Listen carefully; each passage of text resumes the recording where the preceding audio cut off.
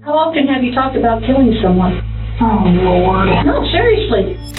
This is 30-year-old Victoria Woerth being questioned about her husband's death. Months earlier, she had begun planning her husband Shane's murder, determined to make it look like a...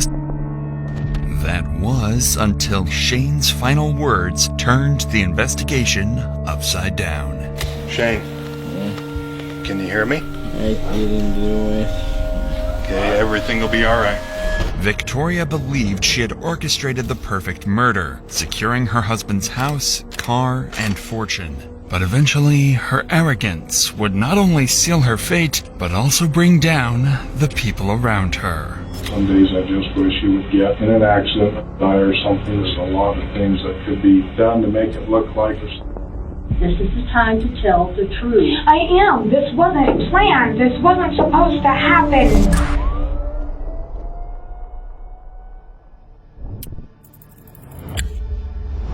At around 2:30 a.m. on September 26th, police in Minersville, Utah received a call from a resident who reported hearing a gunshot inside his garage.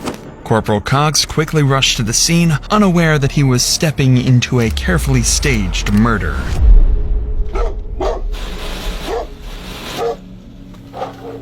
Hello!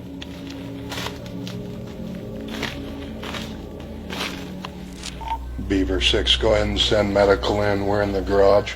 Alright, man, I got some help coming for you. Got one maybe through and through braid. Okay. Through the chest, so we're gonna have to expedite some things here. One through and through in the chest. This is Shane Davis. He's still alive, but drifting in and out of consciousness. But before EMS could get him to the hospital, Shane managed to mumble something, a crucial detail that would become the first major clue in uncovering everything.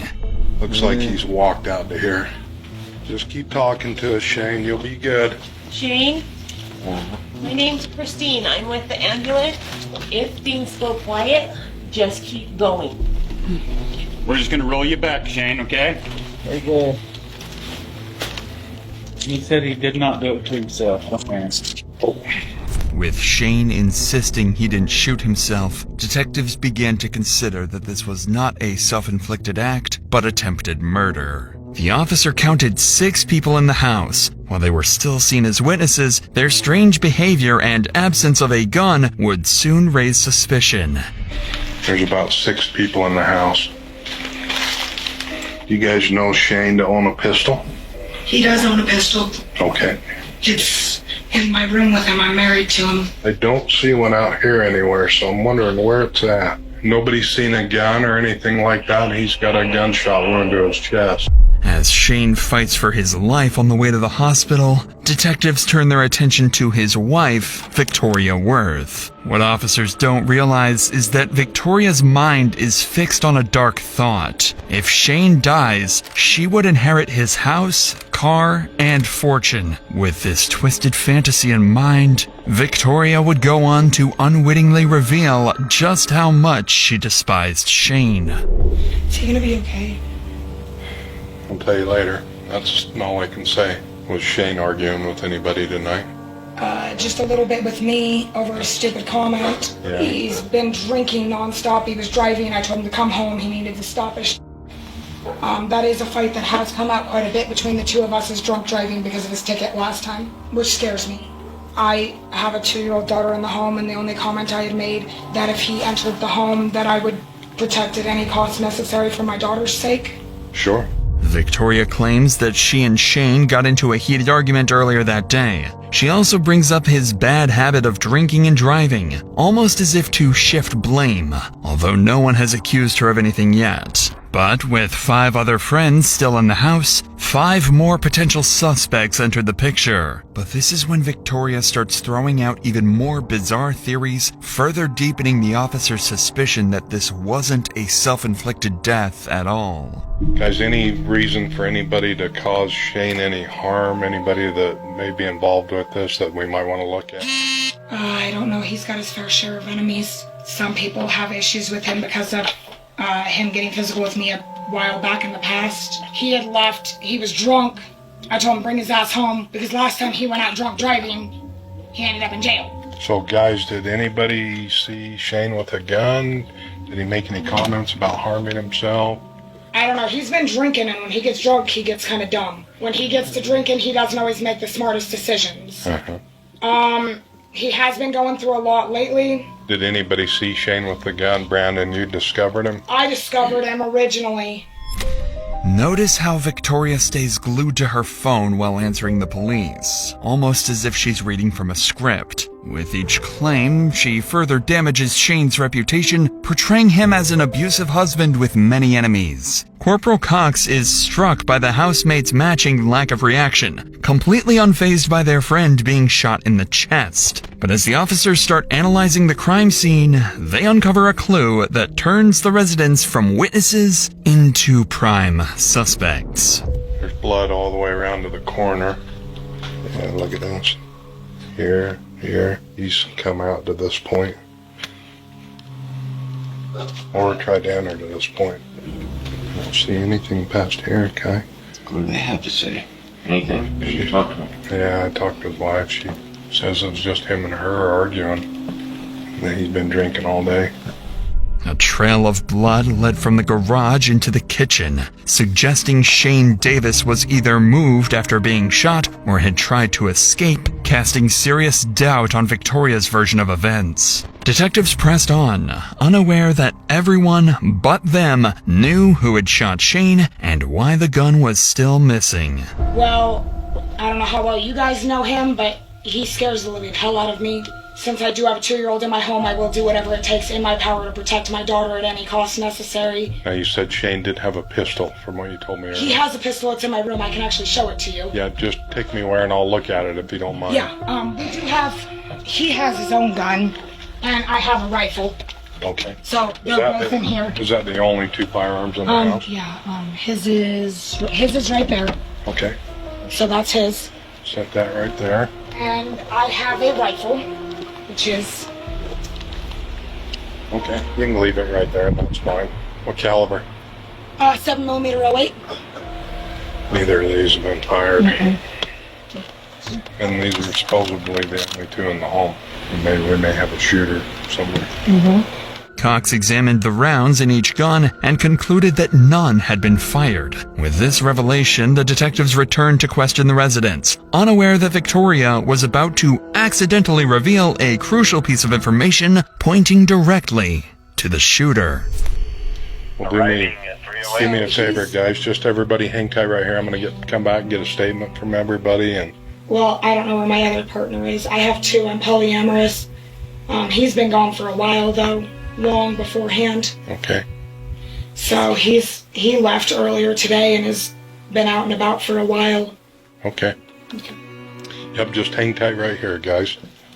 But just as the officers were about to leave, one of the residents revealed that Victoria's secret lover despised Shane and was seen leaving the house around the time of the shooting. He identified the man as Mike Miller, someone well known to police for his considerable criminal record. Finally, the police have a lead, marking the start of the hunt for their primary suspect. The officers were now on the lookout for Mike, a likely suspect in Shane's death, or at the very least, someone with answers. A few hours later, after searching the nearby area, one car's license plate matched 27-year-old Mike Miller. To their surprise, Mike was compliant when approached and even agreed to come to the station for questioning. But while the officers expected denials and deflection, he would tell police exactly what had gone down.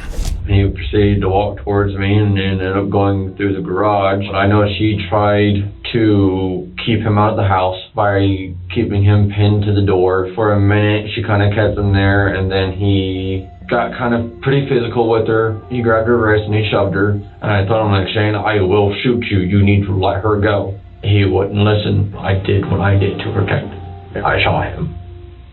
Without any pushback from the detectives, Mike admitted point blank that he shot Shane. But there was a reason for his unusual honesty. He would soon claim it was all in self-defense. She had me go tell him to shut the truck off, and I looked at him like, dude, I'm just telling you what I was told to tell you, because he does tend to at times get kind of physical when he's drinking. I wasn't going to just sit there and let him hurt the woman I love. I saw him as a threat to that household and to that child, and I did what I thought I had to do to protect him. I shot him. Pure self-defense and protection for that household. Despite Mike's apparent honesty, the police know he isn't telling the whole story, although for now, they let him believe he's off the hook. But before the officers can apply pressure, Mike introduces a new name, someone supposedly even more dangerous than Shane. Sean, who he was on the phone with, he had called her a bitch quite a few times. She had given the warning to Sean that if he came here, it wasn't going to end well. From what I understand, Sean is a very violent person. And Shane kind of said something to Sean, saying, he's like, you know what, Sean, go ahead and come down here. That then there posed a threat on the household, because Sean wasn't going to come down here and just talk everything out. He would be armed, and he was going to come down here for a fight.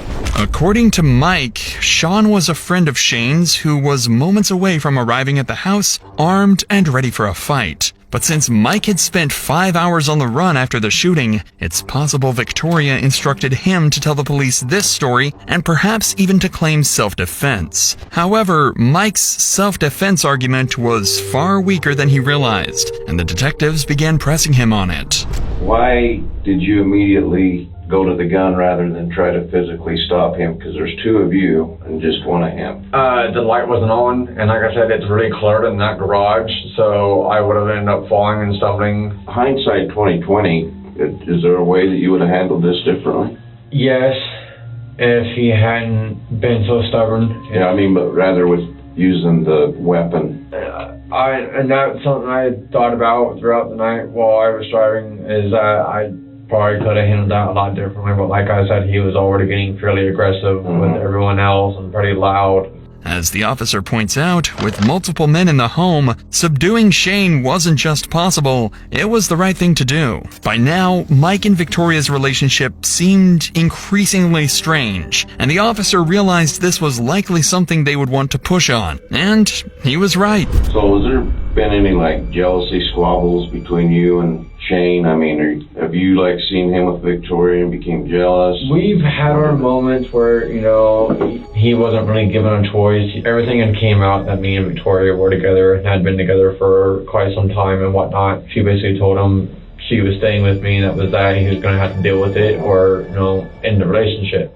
Just as the officer suspected, jealousy and rage explained Mike's actions far better than self-defense. With their primary suspect now in custody, devastating news arrived from the hospital.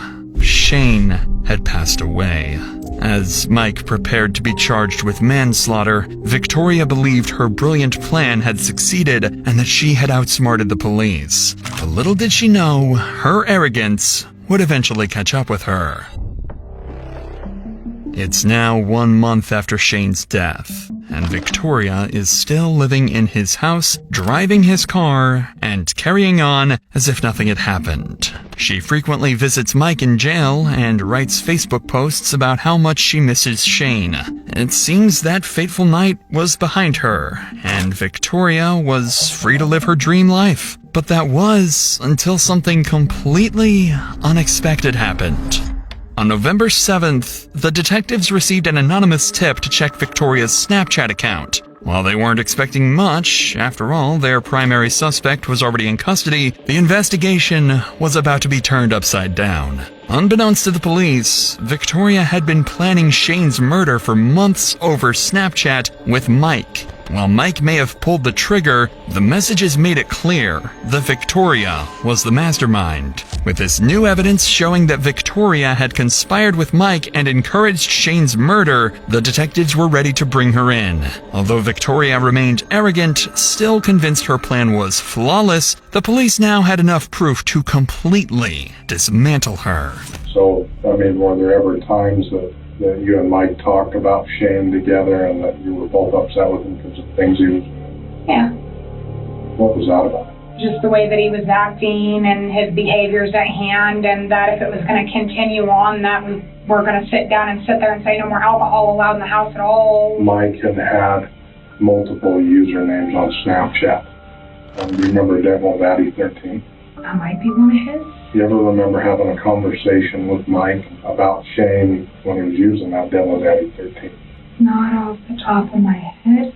Victoria's voice goes quiet, the question likely sending her mind racing through every conversation she had with Mike. With Victoria scrambling to collect herself, the detectives were about to confront her with every incriminating message they had. But little did they know, Victoria's arrogance would persist, still believing she could walk free without facing the consequences. So, I want to show you this, and maybe I can jog your memory too, I don't know.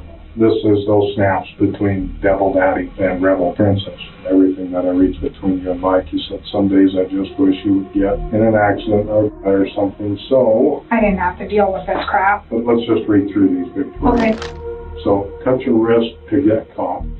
It was supposed to say too much of a risk, your dumb ass would get caught. So then, Mike responds back to you. It can be done if done right, and it wouldn't be hard to do. And then you responded back to him saying, Yeah. not without getting caught or guilty. And that's where I'm sitting here trying to convince him, like, no, you're not doing this. One, you're going to get caught. Two, you're going to feel hella guilty about shit. So then, again, Mike to you, getting caught wouldn't be an issue. Going doesn't carry guilt with me. The person has no hold on me. Mike reports back to you there's a lot of things that could be done to make it look like natural causes based off his depression and all that's going through his head. I've done it with my dad before, not enough to kill him, but enough to get a point across and make a difference. And to a point, and if he dies, he can't defend himself. We can all say he's been acting hella different. The right story by everyone can dismiss it all, and then you say, I'd rather it look an accident. It's the only way. I'm going to keep house. We are sitting here, and I only want one thing from you, and one thing only. I want the truth. You didn't even expect us to have those. Needless to say, Victoria indeed wasn't expecting this. Corporal Cox has just revealed a conversation from 2 weeks before Shane's murder in which Victoria explicitly expresses her wish for his death. Her intent is clear as day. I'd rather it look like an accident. It's the only way. Other messages, such as touch your wrist to get caught, reveal the meticulous planning that went into Shane's murder. Victoria is naive enough to try and explain the messages away, even claiming that she was actually trying to dissuade Mike from shooting Shane. But despite the overwhelming evidence, Victoria still had a plan to slip out of this predicament. Victoria, I can tell things are weighing heavy on your mind. There was a lot of abuse with me and Shane, but that doesn't mean that I ever wanted to lose him. Under no circumstances did we plan for this to happen. What went through Mike's head that night that it went all down, I don't know. Shane gets to drinking, he gets violent, and he gets terrifying. Now I know what the conversation looks like, but at the tail end of that relationship with Shane, it did feel like I was trapped. That night it just went way too far. Shane gets shot and he falls down. Who helps him? Anybody try to stop his bleeding? No, I can't handle blood, and he wouldn't let me touch him anyways. All he did was grunt and make weird noises. You can't explain that, Victoria. This is the time to tell the truth. I am. This wasn't planned. This wasn't supposed to happen. Except you're talking about murdering your husband with your lover. We're making this right for Shane. Shane's the victim here. And I understand that, but I didn't plan my husband's murder. How often have you talked about killing someone? Oh, Lord. No, seriously. How often have you had these conversations with people? You're telling me that you're a perfect person and you've never done a single wrong thing in your life? No. I have Or made a wrong never talked conversation? about murdering someone. Okay, but you've never sat there and made a wrong retort. Remember when I told you Shane was dead that morning? Yeah. Do you remember what you said back to me? No. And you actually said to me you were worried about losing your house. Your husband just died. I told you that. Do you think those things planted the seed in Mike? And it might have. So planting the seed in there, possibly. I very well might have without even intending to do so. 90% of that, yes, was smart out remarks. Can I please question? I'll tell you this right now, absolutely no. What I have for you is an arrest warrant signed by the 5th District Court Judge. Seriously? Seriously. You are being placed under arrest right now. I did not kill my husband, and that will come up, and I will sit there and make sure of it.